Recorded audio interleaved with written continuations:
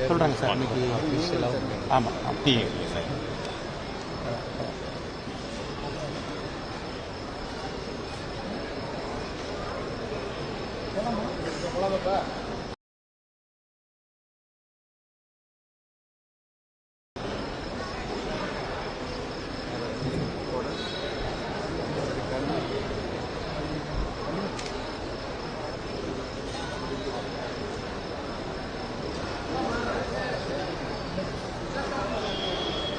நம்முடைய பத்திரிகை அன்பர்களுக்கு எங்களுடைய மாலை வணக்கத்தை தெரிவித்துக் கொள்கின்றோம். அன்பு சகோதர சகோதரிகளே, பாரதிய ஜனதா கட்சி இன்று சாயங்காலம் ஈரோடு கிழக்கு இடைத்தேர்தலை பற்றி தேசிய ஜனநாயக கூட்டணியுடைய முடிவை ஒரு பத்திரிகை குறிப்பு மூலமாக அறிவித்திருந்தோம். உங்களுக்கு தெரியும், பாரதிய ஜனதா கட்சியை பொறுத்தவரை ஒரு தேர்தலை புறக்கணிப்பது என்பது இந்திய அளவில் மிக மிக அபூர்வமான ஒரு விஷயம். மிக மிக அபூர்வம். ஜம்மு அண்ட் காஷ்மீரிலிருந்து வடகிழக்கிலிருந்து தமிழகம் வரை எல்லா தேர்தலையும் கூட பாரதிய ஜனதா கட்சி எதிர்கொண்டு வந்திருக்கிறது. ஆனால் இந்த முறை தமிழகத்தில் நடக்கக்கூடிய அசாதாரணமான ஒரு சூழ்நிலை, அதே நேரத்தில் ஈரோடு கிழக்கிலே இடைத்தேர்தலுக்கு ஒரு இடைத்தேர்தல்.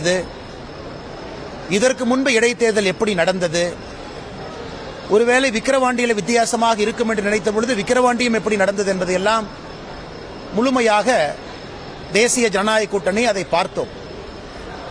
இந்த முறை தேசிய ஜனநாயக கூட்டணியில் இருக்கக்கூடிய எல்லா தலைவர்களும் கூட ஒருமனதாக ஈரோடு கிழக்கு இடைத்தேர்தலை நம்முடைய கூட்டணி புறக்கணிக்க வேண்டும் என்கின்ற முடிவை எடுத்திருக்கின்றோம். பாரதிய ஜனதா கட்சியை பொறுத்தவரை தனிப்பட்ட முறையில் இது தேசிய தலைவர் திரு நட்டா அவர்கள் முழுமையாக பாரதிய ஜனதா கட்சியினுடைய கோரிக்கையை ஆராய்ந்து, தேசிய ஜனநாயக கூட்டணியுடைய கோரிக்கை எல்லாம் ஆராய்ந்து அதற்கு அனுமதி அளித்தார்கள். எதற்கு என்பதை தெளிவுபடுத்த வேண்டியது ஒரு மாநில தலைவராக என்னுடைய கடமை என்று இந்த நேரத்தில் நான் கருதுகின்றேன். எங்கேயும் தேர்தலை புறக்கணிக்காத பாரதிய ஜனதா கட்சி, அது நக்சல் பெல்ட்டா இருக்கட்டும், தீவிரவாத தாக்குதல் இருக்கும் பொழுதும் வடகிழக்கு மிலிட்டன்ட் தாக்குதலும் கூட தேர்தல் நாங்கள் பங்கேற்போம். தமிழகத்தில் எந்த அளவுக்கு நீ லஞ்ச லாவண்யம் என்பது, ஓட்டுக்கு பணம் கொடுப்பது என்பது சாதாரணமாக நாம் எல்லோரும் ஏற்றுக்கொள்ளும் விதமாக இன்று தேர்தல் நடத்தப்பட்டு வருகிறது. ஆனால் இந்த ஈரோடு கிழக்கு தேர்தலில் மக்கள் இதை கூர்ந்து கவனிப்பார்கள். கடந்த முறை எப்படி பட்டியல மக்களை அடைத்து வைத்தார்களோ அதுபோல இந்த முறை தேசிய ஜனநாயக கூட்டணி நின்றிருந்தால் நிச்சயமாக அடைத்து வைத்திருப்பார். மக்களுக்கு அந்த வழி வேண்டாம் என்று நினைக்கின்றோம். அதே நேரத்தில் தமிழக மக்கள் இதை உணர்வார்கள் என்று நம்புகின்றோம். தமிழகத்தில் இருக்கக்கூடிய எதிர்க்கட்சிகள் எல்லோரும், அனைத்து இந்திய அண்ணா திராவிட முன்னேற்ற கழகத்தில் ஆரம்பித்து தேசிய ஜனநாயக முற்போக்கு கூட்டணியிலிருந்து தேசிய ஜனநாயக கூட்டணியில் இருக்கக்கூடிய எல்லா கட்சிகளும் ஒரு தேர்தலை இவ்வளவு பெரிய அளவில் புறக்கணிப்பது இது முதல் முறையாக நான் பார்க்கின்றேன். தமிழக மக்கள் நிச்சயமாக எதற்கு என்கின்ற கேள்வியை கேட்பாங்க.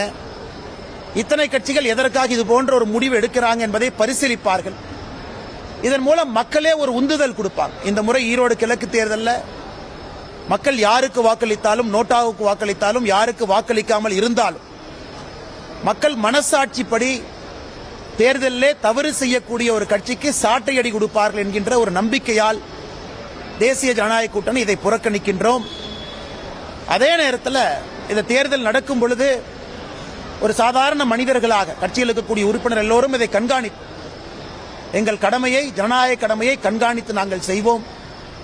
தமிழகத்திலே அடக்குமுறை, ஆட்சி அதிகாரத்தை தவறாக பயன்படுத்துவது, பணம், கொலுசு, பட்டியலை அடைப்பது, பரிசு பொருட்கள், இது எல்லாம் கூட ஒரு 15 நாட்கள்ல ஒரு தேர்தலையே கேவலப்படுத்தக்கூடிய விதமாக திமுகவினுடைய செயல்பாடு, இது எல்லாம் தமிழகத்தில் இது கடைசி முறையாக இருக்கும் என்று நம்புகின்றோம். அதை தாண்டி நண்பர்களுக்கு நிறைய கேள்வி இருக்கலாங்கன்னா அதெல்லாம் ஒன்னொன்னா கேளுங்கன்னா பதில் சொல்லிக்கிட்டே வர்றேன்.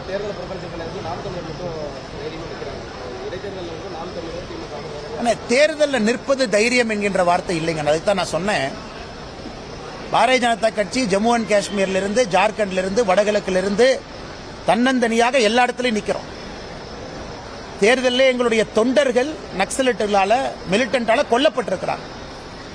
அப்படி இருந்து தமிழக பாரதிய ஜனதா கட்சியினுடைய கோரிக்கையை தேசிய தலைமை ஏற்று, தமிழகத்தினுடைய தேசிய ஜனநாயக கூட்டணியை ஏற்று நம்முடைய தலைவர்கள் அங்கிருந்து அனுமதி கொடுக்கிறாங்கன்னா அவர்களுக்கும் தெரியும் தமிழக மக்கள் இதை உணர்ந்து இந்த முறை தேர்தலில் ஒரு மாற்றத்தை கொண்டு வருவார்கள் என்று. அதனால் இந்த தேர்தலில் ஒரு ரொட்டீன் ப்ராசஸா நாமளும் நிக்கணும் அப்படின்னு நாங்கள் நிக்க விரும்பல. இன்னொன்று, தேர்தல் ஒரு கட்சி நின்றால்தான் ஜனநாயகம் முழுமை பெறும் என்பதையும் நாங்கள் நம்பல. அதனால் இது எந்த விதத்தில் தேர்தல் ஆணையம் தேர்தல் நடத்துவாங்கன்னு தெரியும். மாநிலத்தினுடைய அதிகாரிகள் முழுமையாக தேர்தல் ப்ராசஸ்ல இன்வால்வ் ஆகிறாங்க. மாவட்டத்தினுடைய ஆட்சியரும் மாவட்டத்தினுடைய காவல்துறை அதிகாரியும் தான் அதை நடத்துறாங்க. வெளியிருந்து ஒரு பாராமிலிட்டரி போர்ஸோ ஒரு சிஆர்பிஎஃப்ஓ சிஐஎஸ்எஃப்ஓ வெளி மாநிலத்தில் இருக்கக்கூடிய ஒரு அதிகாரிகள் வந்து கண்காணிக்கக்கூடிய தேர்தலாக இடைத்தேர்தல் இருப்பது இல்லை. அதனால் நான் ஏற்கனவே சொன்னது போல தமிழகத்தில் முதலும் கடைசியுமாக அதிகாரத்தை துஷ்பிரயோகம் செய்யக்கூடிய தேர்தலாக இது இருக்கும் என்று நம்புகின்றோம். இது சாதாரண மக்கள் நீங்க சொல்றது போல பேசும் பொருள். எதுக்கு இத்தனை கட்சி புறக்கணிக்கிறாங்க, என்ன நோக்கம் என்பது ஒரு பேசும் பொருளாக மாறட்டும். 2026 தேர்தல் நேர்மையான முறையிலே நடக்கட்டும் என்பது எங்களுடைய ஆசை. சொல்றேங்கண்ணா, எங்களுடைய தொண்டர்களை பொறுத்தவரை, தேசிய ஜனநாயக கூட்டணியுடைய தொண்டர்களை பொறுத்தவரை, அவங்க தேர்தலில் யாரெல்லாம் துஷ்பிரயோகம் பண்றாங்களோ பார்க்கறாங்க. அவங்களுக்கு நிறைய வாய்ப்புகள் இருக்கு. யாரையும் வாக்களிக்காதீர்கள் என்று நாங்கள் கட்டாயப்படுத்த போவது கிடையாது. நிறைய ஆப்ஷன் அவங்களுக்கு இருக்கு. அவர்கள் மனசாட்சிப்படி அந்த முடிவெடுப்பாங்க. தேசிய அமைப்பையும் வந்து முதல்வர் வந்து நிராகரிக்கிறாரு. இந்த ஆணையம் வந்து நல்லதல்ல அப்படிங்கிறது ராஜ்பவன் வந்து ஆலோசனை.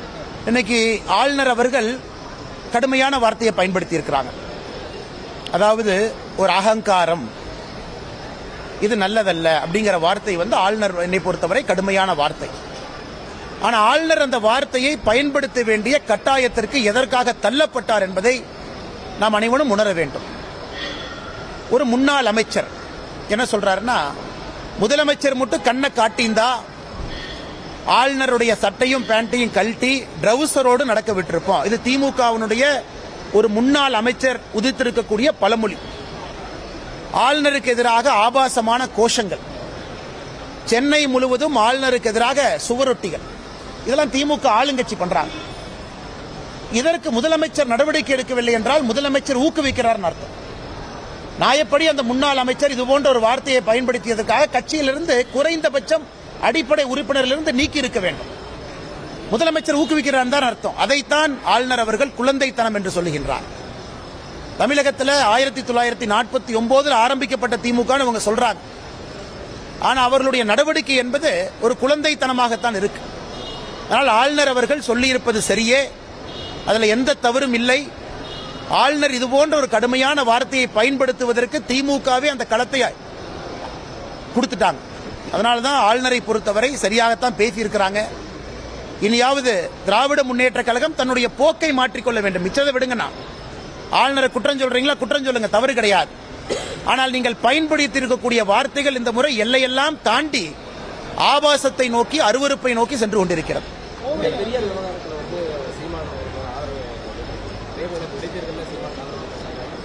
தந்தை பெரியாரை பொறுத்தவரை ஒரு விஷயத்தை நீங்க புரிஞ்சுக்கணும். பாரதிய ஜனதா கட்சி எப்பொழுதுமே பெரியாரை எல்லாம் கடந்து எனக்கு நிகழ்காலத்தில் பெரியாருக்கும் நிகழ்கால தமிழகத்திற்கும் தொடர்பு இருக்கான்னு கேட்டீங்கன்னா என்னை பொறுத்தவரை இல்லை, தாண்டியாச்சு. இன்னைக்கு இவங்க எப்போ ஒரு கட்டமைத்த ஒரு பிம்பத்தை வச்சு அரசியல் செய்ய வேண்டும் என்று நினைக்கின்றார்.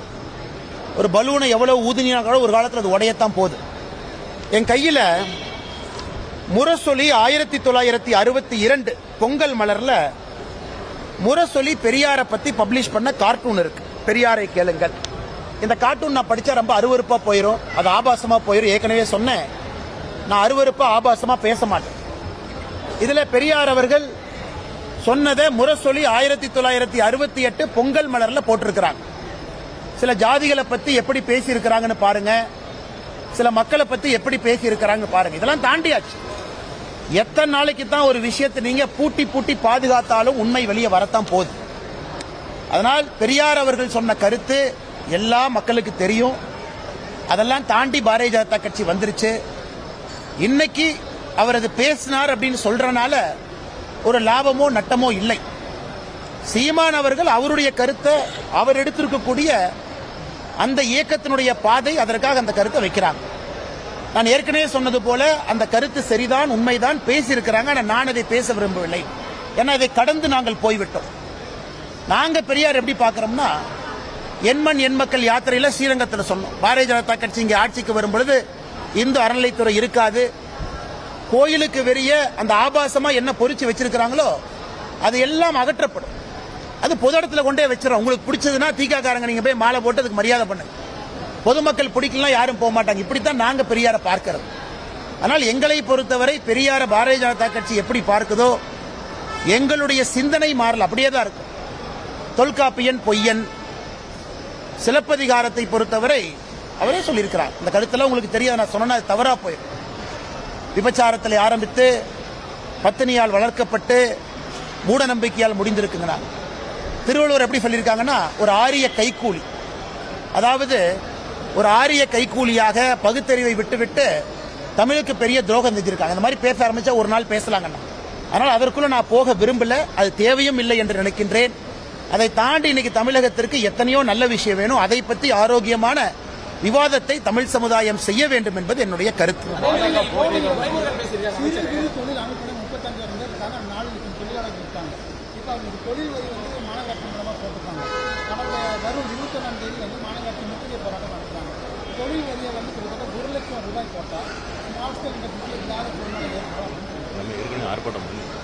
பாரதிய ஜனதா கட்சி இதை முதல்ல கையில் எடுத்து அவர்களுக்கு ஆதரவாக கோயம்புத்தூர்ல ஆர்ப்பாட்டத்தை நாங்கள் நடத்தி இருக்கோம், திருப்பூர்ல நீங்க பார்த்திருக்கீங்க ஆர்ப்பாட்டத்தை நடத்தி இருக்கோம். அதனால் அவருடைய போராட்டத்திற்கு முழு ஆதரவை பாரதிய ஜனதா கட்சி நாங்கள் அளிக்கின்றோம். சொல்லுங்க. பெரியாரை பற்றி பேசுபவர்களுடைய பிறப்பை நான் சந்தேகப்படுறேன். நான் என் பிறப்புல ஒரு அப்பா அம்மாவுக்கு தான் நான் பிறந்தேன். நான் பெரியாரை பத்தி பேசுறேன், எங்க ஒரே அப்பா அம்மாவுக்கு தான் பிறந்தேன். விவசாயம் என்ற அப்பா அம்மாவுக்கு தான் பிறந்தேன், அதுல எந்த மாற்று கருத்து இல்லை. ஒரு நடுத்தர குடும்பத்தில் தான் பிறந்தேன், மாற்று கருத்து எது இல்லை. எனக்கு என் பிறப்பை பத்தி சந்தேகப்படுறான்னு நான் சொல்லணுமல்ல. கிராமத்தில் தான் பிறந்தேன், அதுலயும் சந்தேகம் இல்லை. இதுவரை ஊழல் எங்கேயும் பண்ணதில்லை, அதுலயும் சந்தேகம் இல்லை. வீட்டுக்கு என்போர்ஸ்மெண்ட் டைரக்டரேட் வந்து கடப்பாறை எடுத்துட்டு வந்து ரைடு பண்ணல, அதுலயும் சந்தேகம் இல்லை. நீங்க ரைடு அடிக்கும் போது பையன் போய் துபாயில் உட்கார்ந்து இருக்கிற அளவுக்கு ஒரு பையனை நான் பெக்கல, அதுலயும் எனக்கு சந்தேகம் இல்லை. அதெல்லாம் தாண்டி பக்கம் 21க்கு நான் பிறக்கல. அண்ணன் துரைமுருகன் அவர்கள் பெரியாரை பத்தி பேசுறவங்களுடைய பிறப்பை சந்தேகிக்கிறாங்கன்னா, நான் சொல்லியிருக்கக்கூடிய காணொலியை போட்டு பார்த்துக்கிட்டோம். எங்கள் பிறப்பு நல்ல பிறப்பு தான். ஆனா பெரியார் அவர்கள் சில மனிதர்களை பத்தி சொல்லியிருக்கிறாங்க. அதே உங்க முரசொலி 1962 நீங்க பப்ளிஷ் பண்ணி ஏற்கனவே காட்ட. அதனால அண்ணன் துரைமுருகன் அவர்கள் 1962 முரசொலியை வாங்கி ஒரு பார்க்கணும்.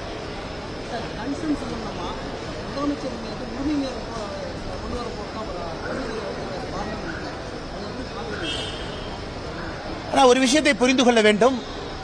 2023 ஆகஸ்ட் 17ஆம் தேதி அதுவரை மாநில அரசு கையில் கிரிட்டிக்கல் அண்ட் ஸ்ட்ராட்டஜிக் மினரல்ஸ், அதாவது அவசியமான கனிம வளம், அது வந்து மாநில அரசினுடைய கையில் இருந்துச்சு. அது மத்திய அரசு சட்ட பாராளுமன்றத்தில் ஒரு தீர்மானத்தை கொண்டு வந்து அது மத்திய அரசினுடைய பவருக்கு அது மாறுச்சு. இன்னைக்கு பிரச்சனை வந்து தம்பிதுரை அவர்கள் அந்த தீர்மானத்துக்கு சப்போர்ட் பண்ணாங்களா அப்படிங்கறத பிரச்சனை.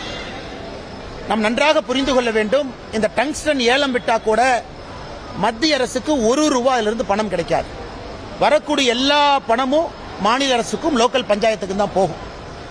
அதனால் முதலமைச்சர் அவர்கள் என்னை பொறுத்தவரை சட்டப்பேரவையில் டங்ஸ்டன் பிரச்சனையில் உண்மை தவறி பல விஷயத்தை பேசியிருக்கின்றார். உண்மையை தவறி அந்த ப்ராசஸ் எப்படி வந்துச்சு, இன்னைக்கு இவ்வளவு பேசுறவங்க மாநில அரசு மத்திய அரசுக்கு எழுதின கடிதத்தை ஏன் வெளியிடல, சட்டப்பேரவையில் வச்சிருக்கணும் இல்லையா?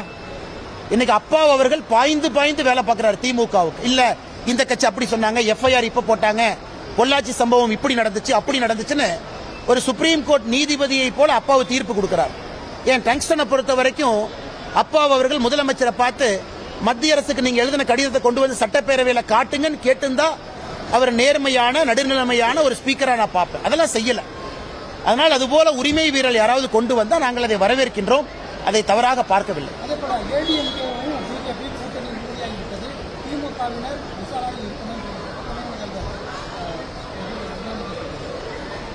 உதயநிதி அவருக்கு அண்ணா யூனிவர்சிட்டி கண்ணுக்கு தெரியாது, அண்ணா யூனிவர்சிட்டியினுடைய பாலியல் வழக்கு கண்ணுக்கு தெரியாது, எஃப்ஐஆர் லீக் ஆனது கண்ணுக்கு தெரியாது, இது எதுவுமே கண்ணுக்கு தெரியாது.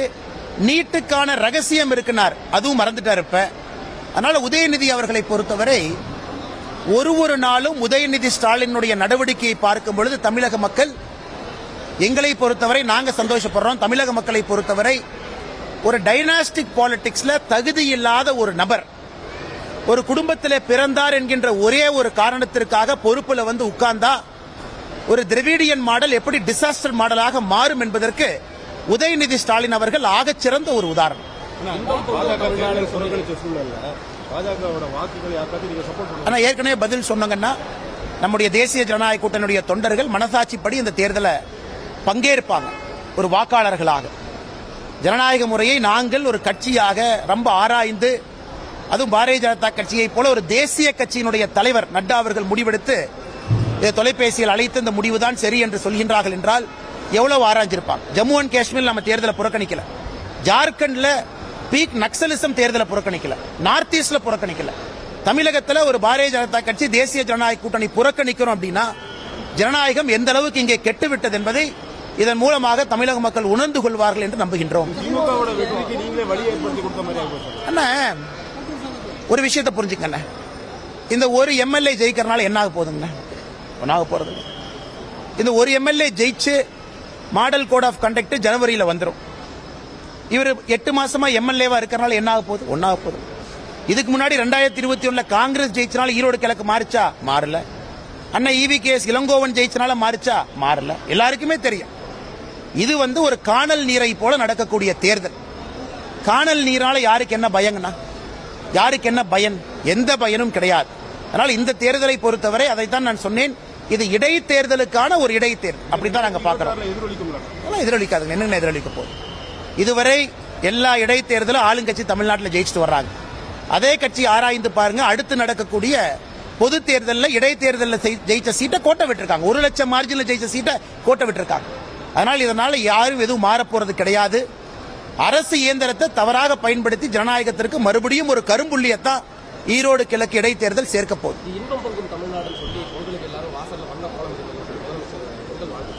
அது கூட பரவாயில்லனே, சட்டப்பேரவையில் எல்லாம் அப்பா அப்பான்னு கூப்பிடுறாங்கன்னு சொல்றாரு.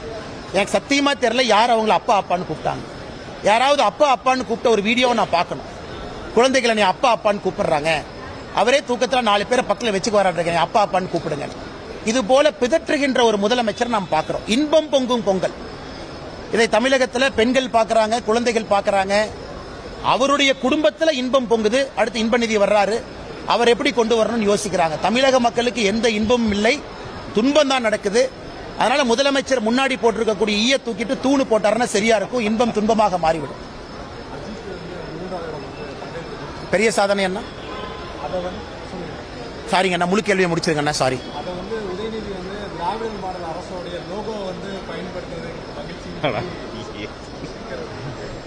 நாளைக்கு அஜித் F1 ரேஸ்ல துபாயில டாய்லெட்டை பயன்படுத்தினா உதயநிதி ஸ்டாலின் என்ன சொல்லுவாருன்னா, திராவிட மாடல் ஆட்சியால தான் துபாயில டாய்லெட்டை பயன்படுத்துறாங்க. ஏன்னா வேற வழியில நான் சொல்ல வேண்டிய கட்டாயம்.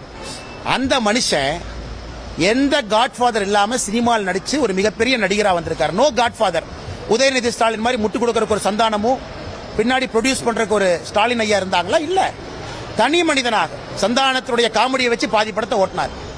தனி மனிதனாக அவரே பிரேக் எடுக்கிறார். எவ்வளவு தைரியம் பாருங்க. ஒரு உச்சத்தில் இருக்கக்கூடிய நடிகர் பிரேக் எடுத்து அவருடைய பேஷனை ஃபாலோ பண்றார். அதிலே 3வது இடத்துல அவருடைய டீமை கொண்டு வந்திருக்கார்.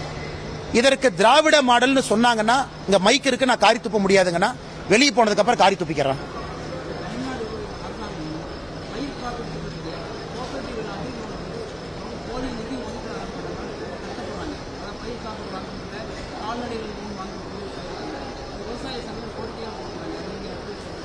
ஆனா நானும் இதை கவனித்தேன். இது எல்லா இடத்திலும் கூட காமனா இந்த கலெக்டர் ஆபீஸில் நடக்கக்கூடிய விவசாய சங்க கூட்டத்தில் விவசாய சங்க தலைவர்கள் பொதுவாக பேசுறாங்க எல்லா இடத்துலையும். இன்னைக்கு விவசாயத்திற்கு ஒரு அரிச மரியாதை கொடுக்கவில்லை என்றால் அது திமுகவினுடைய அரசு. அதிலும் குறிப்பாக பயிர் காப்பீடு திட்டத்திற்கு எந்த விதமான என்கரேஜ்மெண்ட்டும் கிடையாது. மோடி ஐயா கொண்டு வந்தாலும் கூட ஆக்கப்பூர்வமாக அதை செயல்படுத்துவது கிடையாது. வெள்ளத்துல தண்ணி எல்லாம் வந்ததுக்கு அப்புறம் இதை எக்ஸ்டெண்ட் பண்ணுங்க, இன்னும் 1 மாசம் எக்ஸ்டெண்ட் பண்ணுங்க, 2 மாசம் எக்ஸ்டெண்ட் பண்ணுங்க. திராவிட மாடல் என்கின்ற ஒரு வார்த்தையை முதலமைச்சர் பயன்படுத்துறாங்கன்னா விவசாய பெருமக்கள் அதை டிசாஸ்டர் மாடல் என்றுதான் சொல்லுவார்கள். அதனால் கவனம் தேவை. மத்திய அரசினுடைய நல்ல திட்டங்களை எல்லாம் பால்படுத்திக் கொண்டிருக்கின்றார்கள். குறிப்பாக விவசாய பெருமக்கள் இதை கவனிக்கின்றார்கள் என்று நம்புகின்றோம். வேறங்கண்ணா அண்ணா அனைவருக்கும் இனிய பொங்கல் நல்வாழ்த்துக்கள் அண்ணா. கொலுசு இந்த தடவைனால ஒரு 20% வெள்ளி இருக்கிற மாதிரி. அண்ணா ஈரோடு கிழக்கு தேர்தல்ல அண்ணன் சொல்றார் கொலுசெல்லாம் கொடுத்தா கொஞ்சம் வெள்ளி நிறைய இருக்கிற மாதிரி கொலுசு பார்த்து கொஞ்சம் நல்ல கொலுசா கொடுக்க சொல்லுங்க.